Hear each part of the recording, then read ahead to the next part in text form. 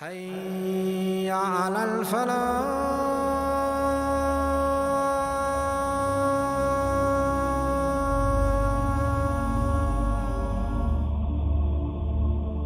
The king of this area, Sheba, he had passed away.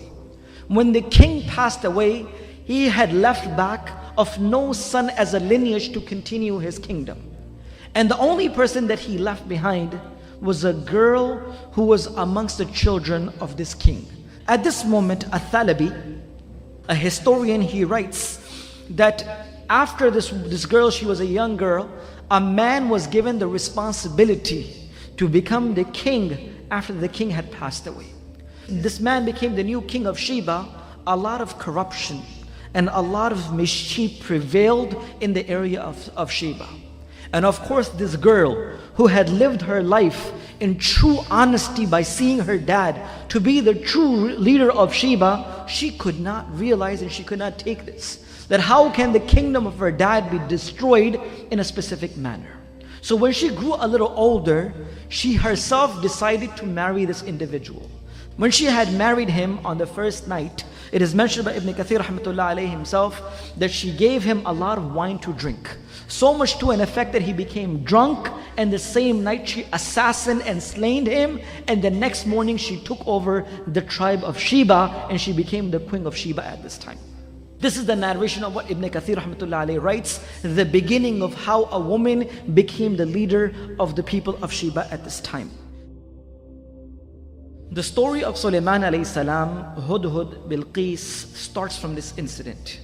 Sulaiman alayhi salam looks towards the people, and Sulaiman alayhi salam says that verily I do not find Hudhud around this area.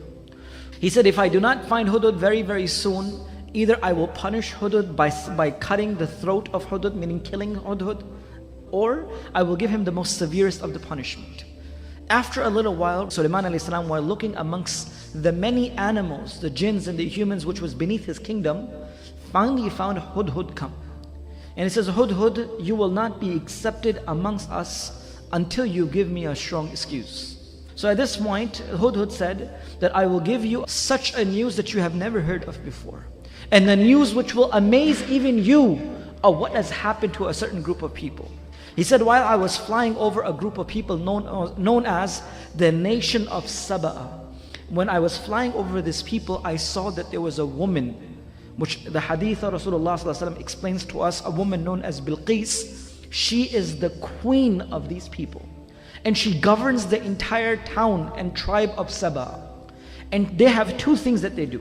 They worship the sun as their Lord, and she has the most beautiful throne that anyone can have. As soon as he heard this message, he said, indeed there is none worthy of worship but Allah. How is possible that these people are worshipping someone rather than Allah subhanahu wa ta'ala?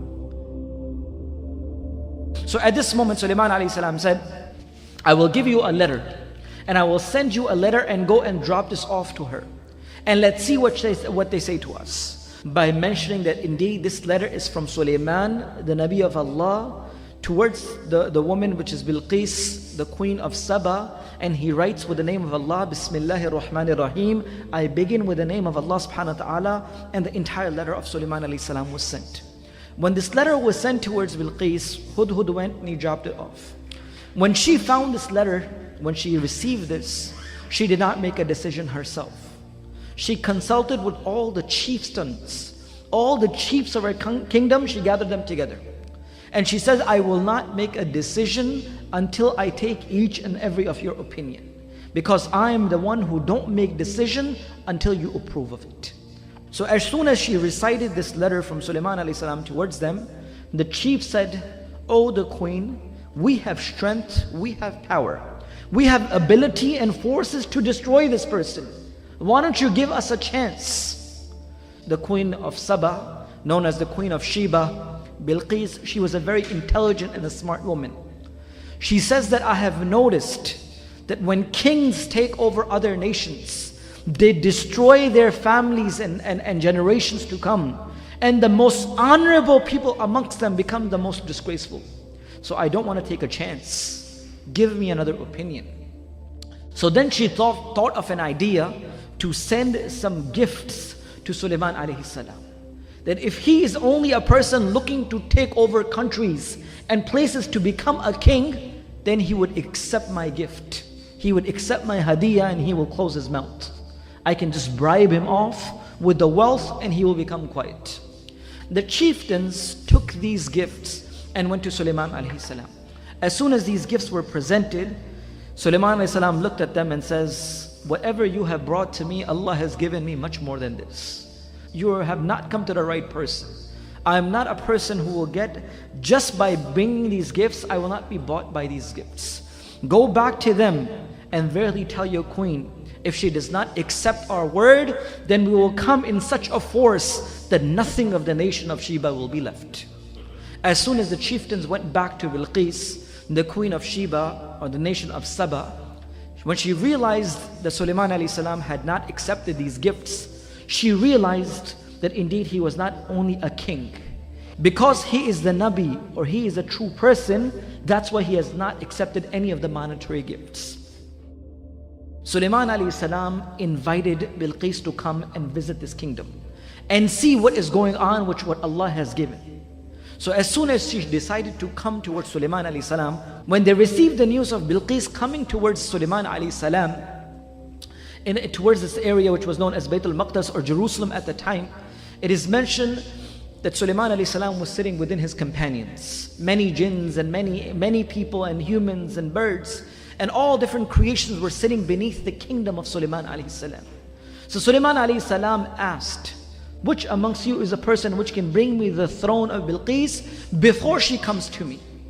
One of the biggest of the jinns which were present in the gathering of Sulaiman alayhi salam got up. And he says, indeed, I will fulfill this task.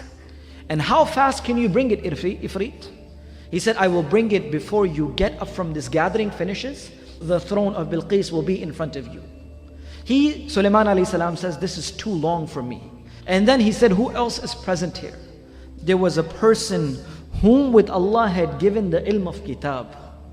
A person on the other side who Allah had granted knowledge and ilm. He said, I will bring this before the closing and the opening of your eyes. I will bring it in such a pace that before you notice again, the throne of Bilqis will be with you. As soon as the order was given towards this individual, the throne of Bilqis was brought towards Sulaiman alayhi salam. And Sulaiman alayhi salam ordered the jinns and the humans present in his kingdom to make the changes in the throne that she cannot distinguish it right away. So when she came within the kingdom of Sulaiman alayhi salam and she noticed the throne, and she knew that there was no throne like the throne of hers, she says, is this really mine? And how can it be and can travel before me and such a big throne can come towards you? So at this moment she was amazed by this. But still, subhanallah, Hidayat is in the hands of Allah subhanahu wa ta'ala. Hidayat and the truth still did not click in her mind. She did not still believe in Allah. She saw her own throne in front of her eyes, which came before she even came, but she still did not accept. Is this really mine? It looks like mine. So Sulaiman alayhi salam says, indeed it is yours. And she was surprised and stunned by this action, and she knew that indeed this person had given much more than what we were expecting. The ayat of the Quran continues, in which Sulaiman alayhi salam invites her to come within the palace that Allah subhanahu wa ta'ala had given Sulaiman alayhi salam. When she entered inside the palace, there was a floor which was made with glass, and beneath the glass was water and fishes. So as soon as Bilqis was about to step upon this, she picked up her clothing so her clothing does not become wet when she puts her feet inside. When she places her feet on this floor, she realizes that this is not water, but indeed this is the glass. Her ankles showed because of her lifting her clothing not to become wet from the water. This is not water, but this is glass. And this is the kingdom and the power and the strength that Allah has granted this person that no one else has. And this was the time when the iman clicked inside her life. And this was a time when she realized and she visually seen, and she says, indeed that there is none worthy of worship but Allah, and I believe in Sulaiman to be the prophet of Allah subhanahu wa ta'ala. And indeed we turn towards Allah subhanahu wa ta'ala, who is the creator and the one who made the humans and the jinns. That what happened after Sulaiman alayhi salam? Did he marry Bilqis or he did not do so? Ibn Kathir rahmatullah alayhi also mentions this, and Al-Thalabi also mentions this, that when Sulaiman alayhi salam married her, meaning he got married with Bilqis, he returned her to the kingdom of Yemen, and she continuously ruled them. And Sulaiman alayhi salam would just go and visit her here and there. And Sulaiman alayhi salam had built the 3 kingdoms, meaning 3 castles within the place where Bilqis used to live.